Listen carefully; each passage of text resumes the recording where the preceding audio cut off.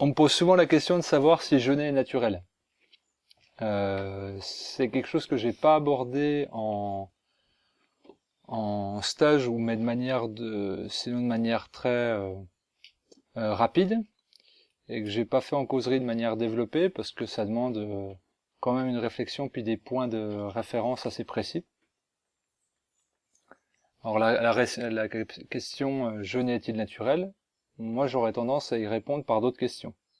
C'est-à-dire expirer est-il naturel? Ou encore dormir est-il naturel? On voit les toxines, souvent, dans le milieu de la santé, et surtout dans le milieu de la santé naturelle, comme le mal absolu. Quelque chose qu'il faut combattre, quelque chose qu'il faut chasser, quelque chose qu'il faut dissoudre à tout prix, quelque chose qu'il faut éradiquer. Ça peut virer à l'obsession. Mais si on regarde bien, le simple fait de vivre génère des toxines. Vivre, c'est créer de la toxémie. Donc si on lutte de manière systématique et abusive contre la toxine, quelque part on est en opposition face à la vie. Ce qui revient à poser une autre question, la nuit ou la pluie sont-elles néfastes? Par exemple. On peut avoir cette perception de la nuit c'est moins bien que le jour, ou la pluie c'est moins bien que le soleil, mais la vie n'existe pas sans la nuit, et la vie n'existe pas sans la pluie. C'est d'une platitude incroyable ce que je viens de dire, mais c'est moins une évidence en ce qui concerne une acidité relative ou un taux de toxémie relatif. C'est pas dire il faut des toxines, c'est dire il faut accepter qu'on crée de manière systématique et constante des toxines par le fruit du travail cellulaire même. La vie cellulaire implique de générer des toxines. La vie cellulaire produit du déchet. On inspire de l'oxygène, on rejette du CO2. Le CO2, il est acquis maintenant, que ça vient participer au réchauffement climatique. On sait que le CO2 c'est un déchet. Pour autant, on ne peut pas s'arrêter d'expirer. Mais c'est une réalité. C'est une réalité qui fait partie de nous et qui nous appartient. On est fait sur la base d'excrétion de CO2, mais on est aussi fait pour éliminer ce CO2. On est aussi fait pour éliminer tout un tas de déchets. Nous déféquons, nous urinons, nous transpirons, nous expirons. On a un système éliminatif, donc si il n'y avait pas de déchets intrinsèques et coexistants à notre vie, il n'y aurait pas tous ces systèmes éliminatifs. Le seul problème, c'est quand il y a plus de toxines que de capacité à les éliminer. Le problème, c'est quand l'organisme, via ses émonctoires, reins, foie, poumons, peau, intestin, a une capacité moindre à éliminer les déchets que le volume qu'on va générer en production de déchets. Ça, je ne vais pas le développer outre mesure, puisque c'est ce que je fais dans tout un tas de causeries.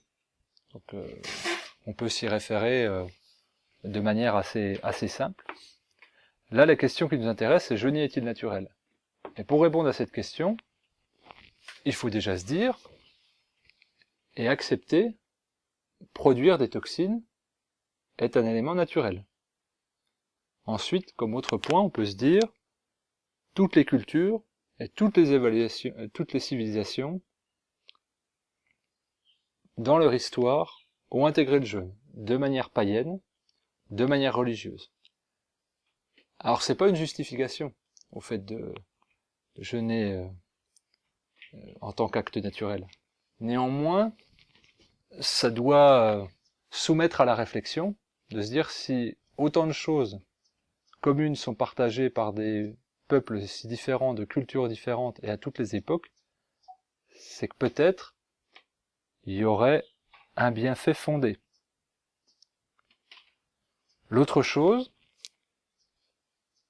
qu'on peut mettre aussi en perspective par rapport à la production de toxines supplémentaires par rapport à la capacité de les éliminer, c'est que l'homme a plus connu dans son histoire la famine que l'abondance.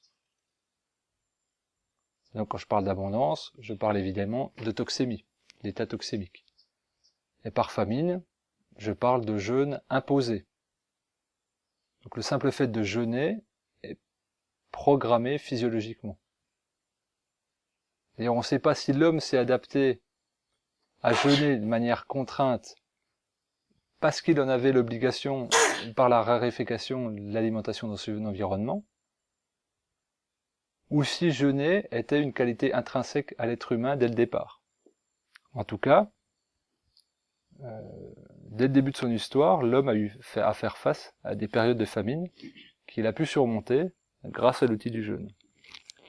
Encore une autre chose qui est aussi sur l'observation, la manière spontanée et instinctive que peuvent avoir les enfants et les animaux de jeûner. Alors, j'amalgame enfants et animaux, c'est généralement sur ces deux catégories d'êtres vivants qu'on va tester les effets placebo, parce qu'on pense qu'ils n'ont pas encore la raison suffisante pour développer quelque chose qui soit de l'ordre de la volonté. Un enfant va se refuser à manger lorsqu'il sera malade, de manière très courante. Il va demander de l'hydratation. Il va refuser la nourriture. Un animal malade, on verra se mettre à l'écart, souvent seul, dans un environnement naturel, et refusera la nourriture. Et les deux reviendront de manière autonome vers l'alimentation lorsque la crise de maladie sera de leur point de vue et de leur ressenti finie.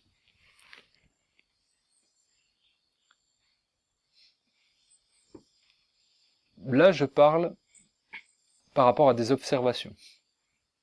En tout cas, si on parle de ici et maintenant, ce qui nous intéresse tous, c'est est-ce que jeûner est naturel dans l'environnement dans lequel on vit.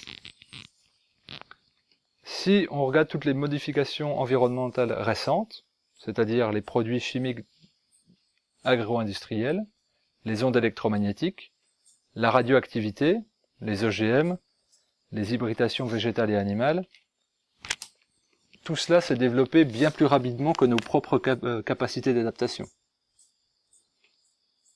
Du coup, pour faire face à cela, on doit s'adapter. L'adaptation, c'est d'éliminer ces déchets-là, sur lesquels on a plus ou moins prise. La meilleure façon d'éliminer ces déchets, ça reste les cures de détoxination, et la meilleure des cures de détoxination, ça reste le jeûne. J'évoquais la radioactivité. Les Russes ont montré, pendant Tchernobyl, une habileté à sauver des dizaines et des dizaines de personnes par le jeûne, et ceux qui étaient gravement atteints par la radioactivité, par le jeûne sec même, sachant les dangers que ça pouvait représenter, mais en même temps, c'était presque quitte ou double pour nombre de personnes qui étaient présents sur le site pendant plusieurs jours. Et on a constaté que ces personnes n'avaient pas de séquelles, pas de lésions. Donc dans une époque où il est difficile d'avoir des relevés précis sur la radioactivité, je pense que tout le monde a en tête Fukushima où il était interdit de procéder à des relevés de radioactivité sur l'hémisphère nord et de le transmettre publiquement. Il n'y a eu aucun chiffre qui a été diffusé. Si on parle de la France, c'est c'est le pays où il y a le plus de centrales nucléaires. On estime qu'il y a de nombreux micro-incidents par an.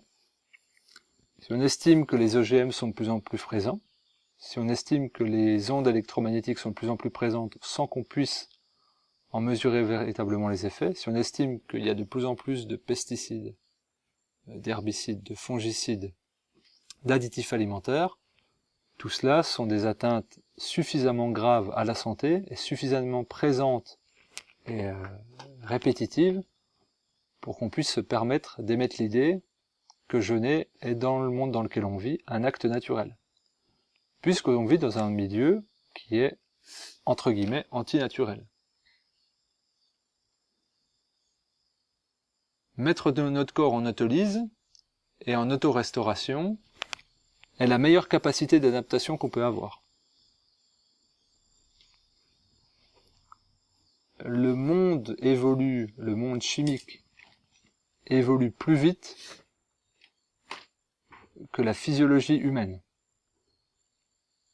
Le jeûne apparaît comme un excellent outil d'adaptation.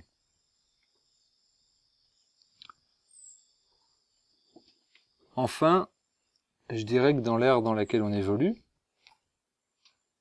il apparaît comme nécessaire de trouver un équilibre plus juste entre le monde matériel et le monde subtil. Là où le matériel est représenté par l'alimentation, et là où le subtil est représenté par la psychologie, l'émotionnel et l'énergétique. En jeûne, on ouvre et on offre une plus grande place à ces trois champs. Le mental, le psycho-émotionnel, on pourrait dire le spirituel, ou le corps subtil énergétique. Si on raisonne dans ces termes-là pendant le jeûne, ça va permettre des libérations beaucoup plus rapides et beaucoup plus complètes de tout ce qui nous crée des entraves dans le quotidien. On va dire que le monde qui nous entoure et dans lequel on évolue est suffisamment imposant